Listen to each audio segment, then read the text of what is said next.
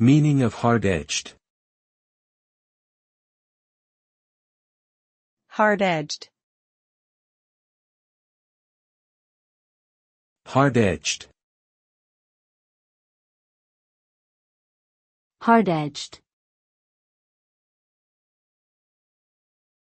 Hard-edged.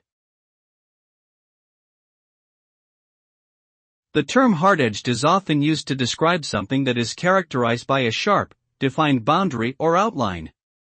It can refer to both physical objects, like a geometric sculpture with distinct edges, or abstract concepts, like a story with clear-cut moral lessons. Hard-edged things are often seen as unyielding and uncompromising, lacking in nuance or subtlety. They can evoke a sense of precision, clarity, and orderliness, but they may also come across as cold or harsh. Overall, the term hard-edged conveys a sense of clarity and control, but at the expense of complexity and flexibility.